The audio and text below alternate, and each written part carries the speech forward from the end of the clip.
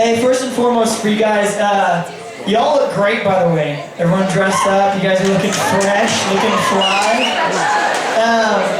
Couple of quick things to go over just so you guys know regarding the Chivalry Ball. That's going to be this Friday night, which is going to be off the chain. We'll go over a little bit of like what the dress code's going to look like and stuff like that. And so that's what we're going to start with tonight. The tagline for the female dress code is "We want to see your class, not your butt." Okay? Class, not butt. That's what we're going for. There is no limit on how formal you can be. If you came as the Queen of England, you'd be welcomed in and everyone would be freaking amazed at you. There is, however, a limit the other way of not formal enough, okay? So dress is required of proper length. And when I say proper length, I mean, if I see you and I'm like, what the heck? That's improper, okay? So you can watch when I walk by, it'll be like, if you see me go, what are you doing with your life? It's too short, okay?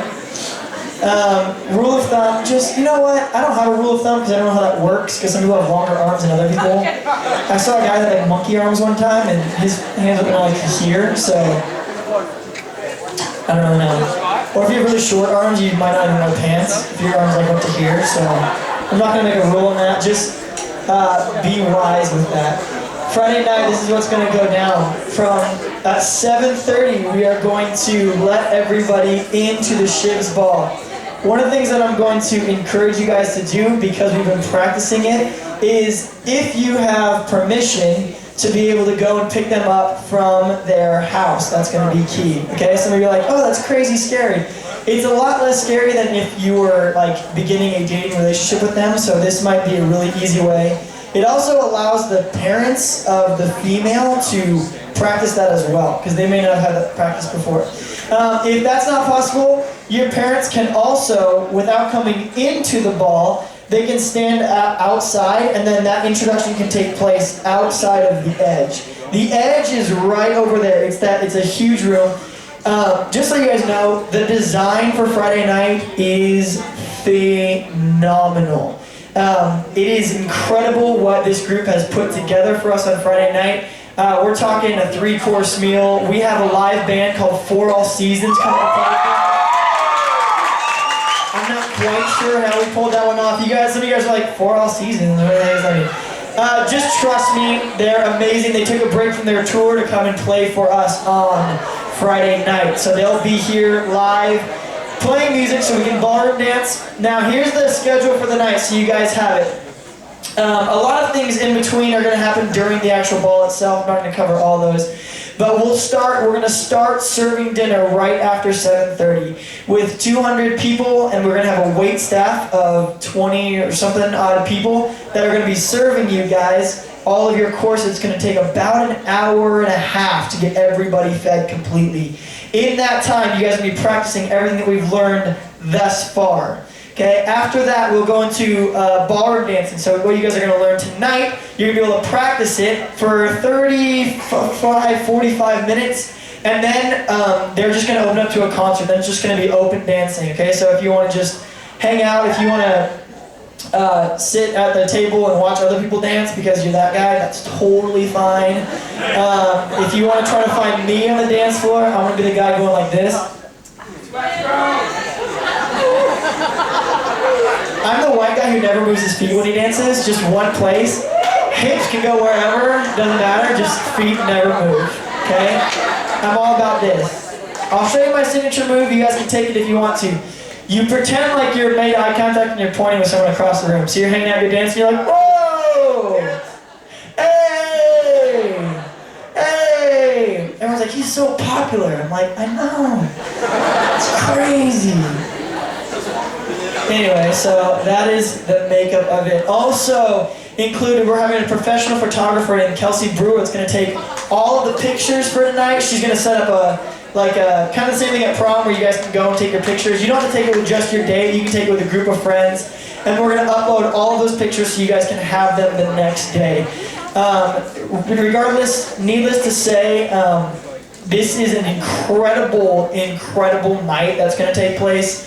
you just have to be there. Like, I can't even explain to you how excited I am about it. I've peed twice today thinking about it because I got that excited, so I strongly encourage you to go. If you're a girl and you're like, well, I don't have a date yet, you need to go anyway. At some point, there are just more girls than there are guys. Actually, yeah, there's still more girls than there are guys. So that's gonna be like, you have to go though. I mean, the night is gonna be incredible without a guy. I don't need a boy. Nobody got time for that. Okay. So regardless of if you've been asked yet or not, you need to go. After, I encourage you guys to stick around, especially if you don't have a date, because a lot of our guys don't have dates either, but they don't know who's taking and who's not. We developed a system. If you're wearing a green wristband, that means you've been asked or you're going with someone. So guys, you no longer have an excuse of, I don't know who's going. If they're not wearing a green wristband, they don't have a date yet. Pounce, okay? Okay? Make it happen. If you have been asked and you don't have a green wristband, you can come get one right now. And everyone has one. Good job, wristband team. Work done.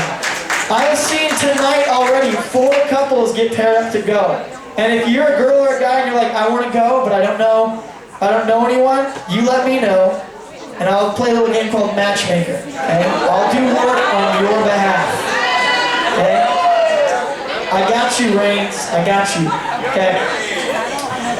Also, last but not least, just so you guys know, if you've taken any video of the CHIVS workshop, it is being purchased to being turned into curriculum for high schools and colleges for part of their home economics department. So, I know, it's pretty cool. So I talked to the publisher today and they said make sure that if people take video of the workshop that they're not publishing it for any kind of gain whatsoever. And I don't think any of you are. So if you've uploaded something to YouTube, you're totally fine, but just let you know, the CHIVS workshop is now fallen under copyright. So you just have to be really careful about what you do with that material. So if you go to college here in the area in the next couple of years, you may be walking through the CHIVS workshop as part of your curriculum, which could be cool because you've already been in it. A+, winners. Okay, so that's exciting, but that is what it is.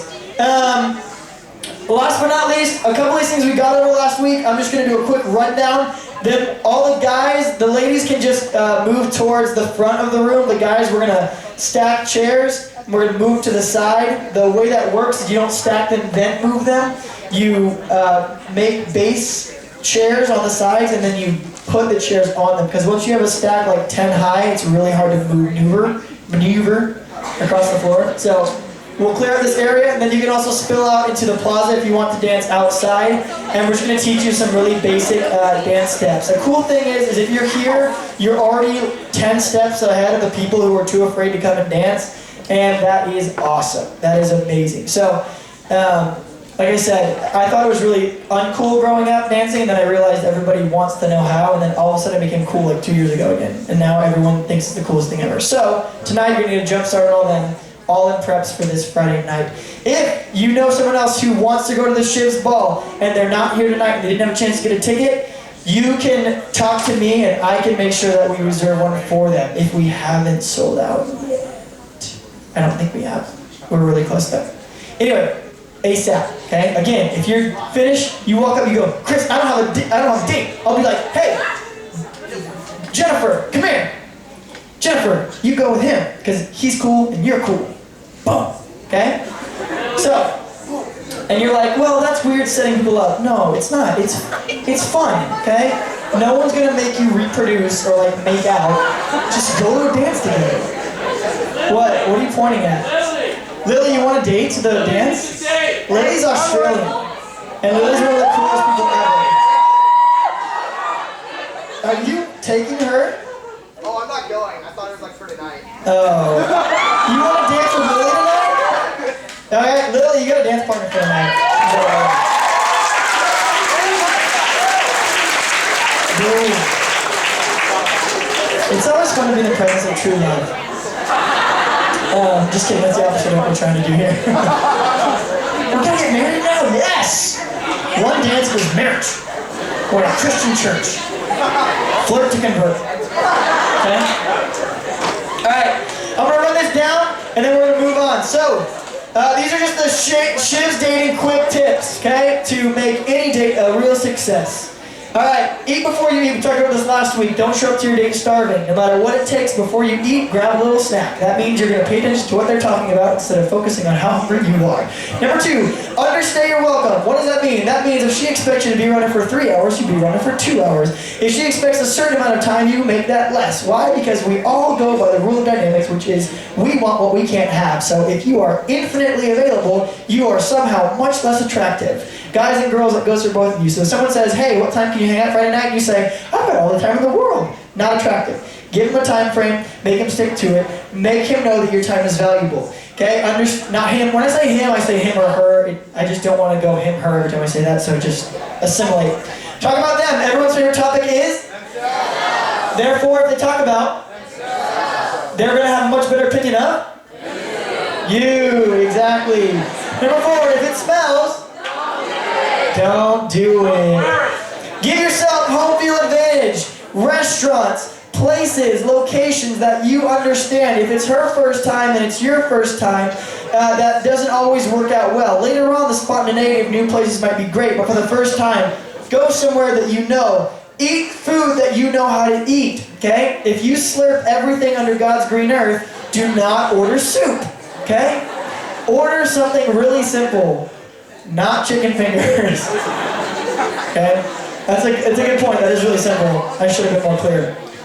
Simple and not 12 years old. Okay. Everything that falls under that. Number 6. Talk about things that reveal their character. Okay? These are things that aren't exactly deep, but it can give you a good example of who they are. Travel. Do they like new experiences? Are they comfortable with certain things? Where have they been? You can kind of get a grasp on how their adventurous side is. Family, is that important to them? Is it important to you? Is there a problem if they hate their family and you love your family? That's going to show a difference in the way that you see morals, you see beliefs, all that other stuff. Talk about stuff like that. Jobs, are they hardworking? Listen for words that make them sound high maintenance or low maintenance. Like, I would never work a job like that. Okay? All those different things. Are they easygoing? Are they really stubborn? You can hear through different topics that you're going to talk about without having to say, excuse me, are you high maintenance? Okay? You can listen to it in what they're saying. Number 7, be on time, not early. That's the most awkward thing ever. When you're getting ready and someone shows up and you're like, really? You're early? Why would you be early?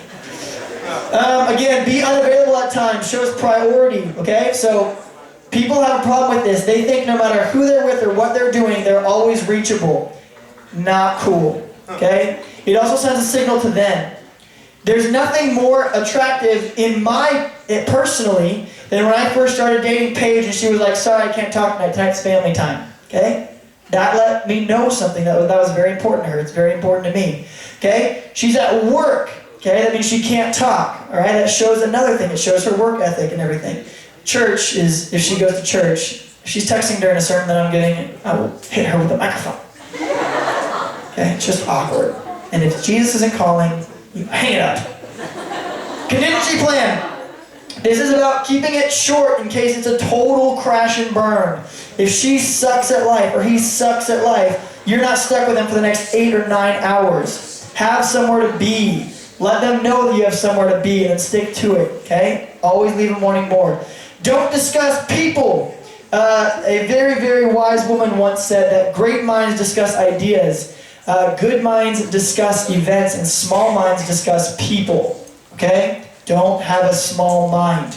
That shows that you're not interesting enough to carry a conversation, so you have to bring other people into it. Not attractive. Avoid them if they do. Guys and girls, if you're on a date and they're talking about their ex, this is like one of the biggest red flags. I'll tell you why. Because it shows one of 3 things. 1, they're unavailable. Okay? Number 2, you just got friend zoned, okay?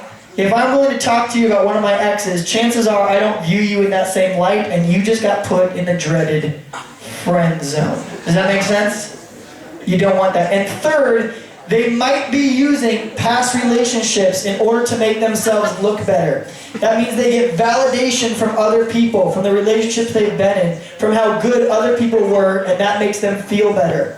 That means they have low self-confidence and they need other people to tell them who they are. Avoid it. Not a good thing. Okay? When you're in the room, be in the room.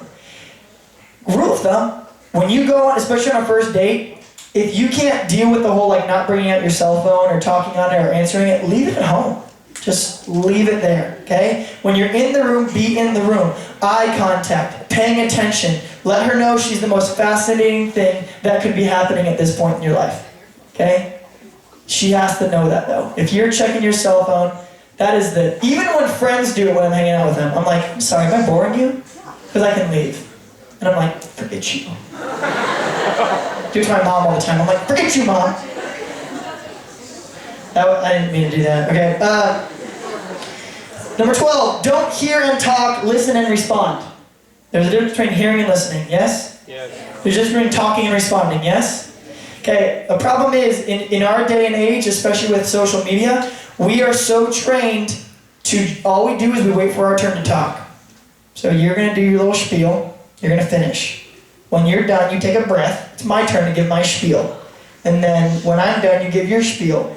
And that's not a conversation, okay?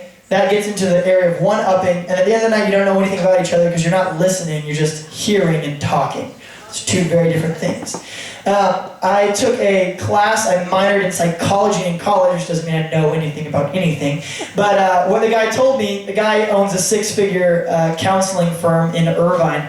So this guy makes $160,000 a year, and he said the number one thing that he does in counseling is he repeats back what the person's already said to him. He told me that like literally 90% of his counseling is just repeating back in a different form what they already said to him. Okay? Andy, can you come up on stage? This is Andy Zimmerman. Andy Zimmerman is going to the CHIVS ball. Never mind. Okay, Andy, I just want you to tell me how your weekend was, okay? This is what I mean. You repeat back to them, and you go, well, she's going to catch on. They don't. I've tried it for years and years and years. Okay, Annie, how was your weekend? Phenomenal. I went to Kenner's house and we watched Pitch Perfect. Woo! That's a great movie. Pitch Perfect? Who all was at Kenner's house?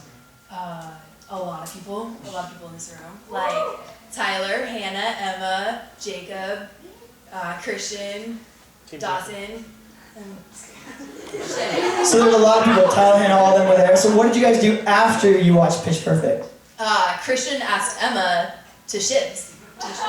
Christian asked Emma to CHIVS? After you guys watched Pitch Perfect? At Kenner's house. Holy cow. How did you do it? I'm not going to explain that one. You take off your pants again? You did take off your pants? Other guys to take off their pants. Technically, it's kind of like a cult. If you all follow one guy and he tells you when to take off your pants, don't drink the Kool-Aid. That's all I have to say to you. Cool. Thank you, Andy. You can see.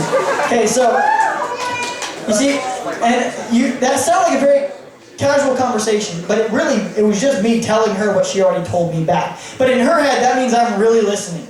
Okay? So if you're counseling someone, they're like, I'm going through a really hard time. I feel like no one in my family really listens to me, and my brother is such a butt. And you're like, okay, well, it sounds like you have a problem with your family. You feel like you're not being heard in this scenario, and it's difficult for you, especially if you have a strained relationship with your brother. Yeah. That's exactly how I feel. Are you a sorcerer? That's what he said. 90% of his business is repeating back what they already said. That's called listening and responding instead of hearing and talking. Okay? If you want to practice listening, you find the nearest 4-year-old you've seen and ask them to explain to you the plot of Star Wars. Okay? That's great practice. Be like, so tell me what Star Wars is all about. He'd be like, well, first Vader's he has a voice box, and he got burned in this toxic sludge, and then Luke Skywalker went and he had a big sword and it was blue, and his sword went and he didn't have an arm, and then Darth Vader had a thing and he was in the toxic sludge, and you're like, oh my gosh, please stop. Okay? Practice. Practice, practice, practice listening. If you have a mom that talks a lot, she's great practice. Okay? Practice listening. Alright? Next. Hey, number 13 is this. This one's really important. You have to be able to define success and failure on the date. Okay? This one kind of goes hand in hand with set standards. Set reasonable standards. Define success and failure. At the end of the day, when you get back with your friends, would you know what it looked like, what a good date looks like for you and what a bad date looks like for you? Or if you're alive and well-fed, is that just a good date for you? Okay?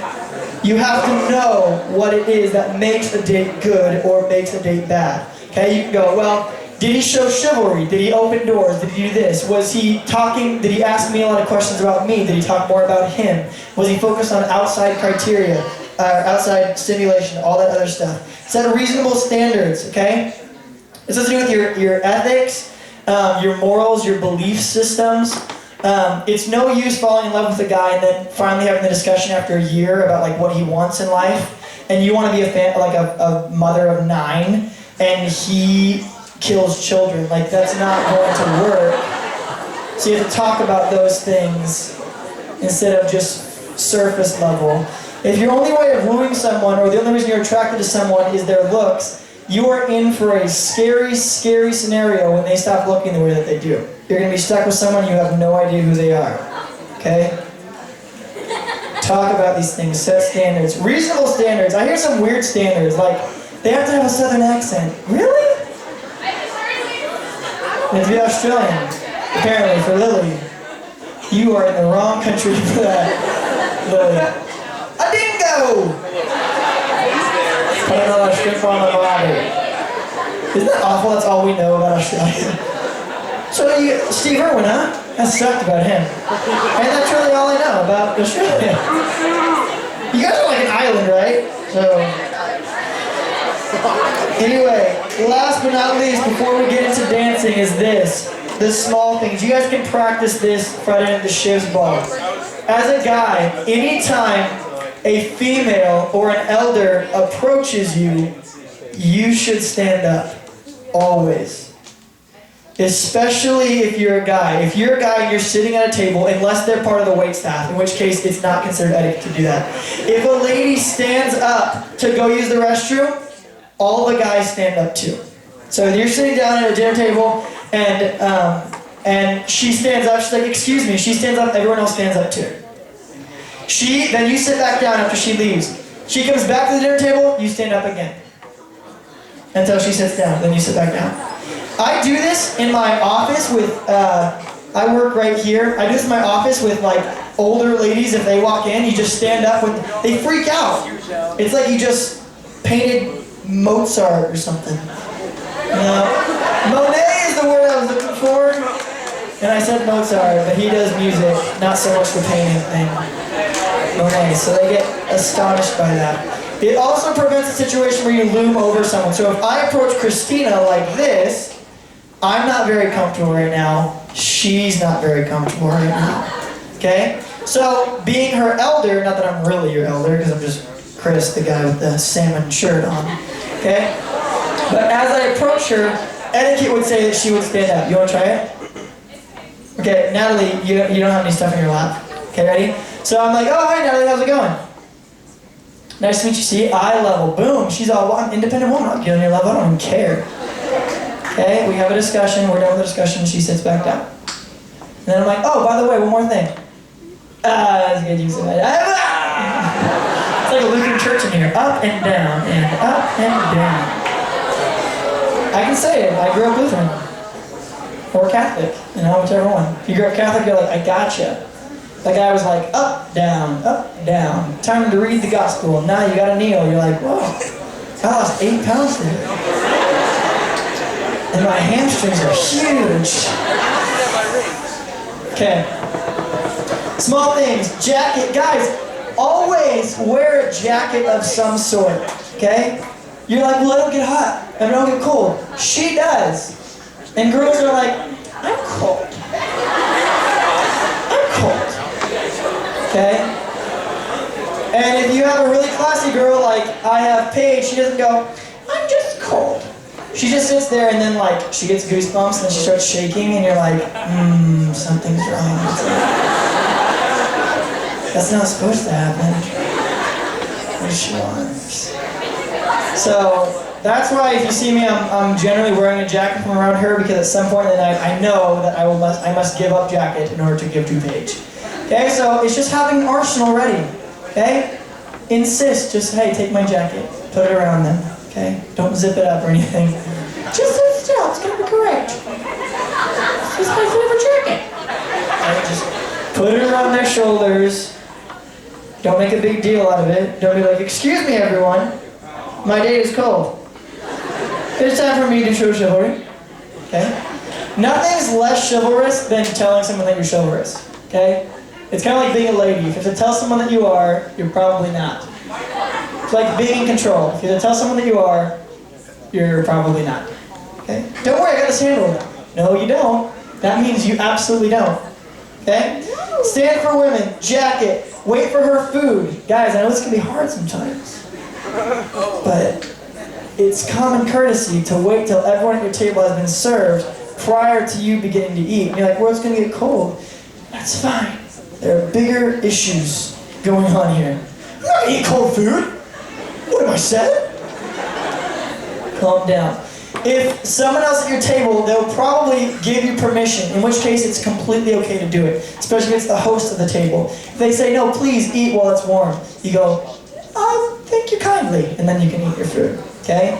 Unless it's your date. Your date in a formal setting, if you're a male, the female always sits to your right, okay? So I sit here, my significant other is always on my right, or my date, or whatever it is always on my right, okay? Doors, you guys know that one, right? Hold them open. Don't hit them with them. Every door you can think of, use them. Jordan. Huh? No. We're talking about formal dining. Okay, so you're at like a dinner. Yeah, like a dinner table. Wait a minute. What if we're going through a drive-thru? This applies to formal dining. Yeah. Max, you have a question? Okay, cool. Last but not least, use names. Use names. Okay? If you ask, I told the story last year, but I'm going to tell you it again because I like to drop this name. I was in Chicago and I met a man by the name of Donald Trump, and he was the coolest guy. But I thought he was so cool because he remembered my name and then he used it in conversation. For some reason, I felt like smaller than him when he used my name. It was this like powerful thing that he could recite back my name to me in the conversation.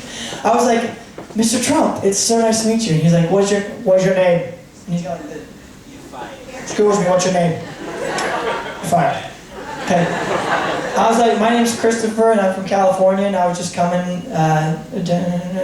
He was like, Christopher, very nice to meet you. Tell me, Christopher, what are you doing? I was like, whoa, this guy's got it all together. Okay? And his hair was like this, so see how it counters it out? Using the name counters the hair. So use names. I was homeless one time on purpose. There was this program where we got to go hang out with homeless people.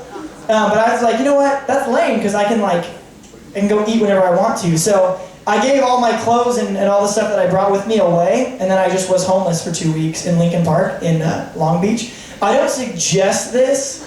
It was the scariest 2 weeks of my life. But at the end of those 2 weeks, I finally got to go back to the mission and talk to people that I knew, and I heard my name for the first time, and it was like this revolutionary moment in my life. They're like, Christopher, and I was like, that is me. That is who I am. That is my identity. Okay? So use names when you can. Not just with your dates, with their families, again, last names, or anything else. A great way to remember someone's name is to say it. Okay? Right after you meet them, you say their name. Right? Tonight I met Devin. Devin, where you at? Evan, where you at? Oh no. Hey, Evan, hold up your hand. Hold up the other one. Unbelievable.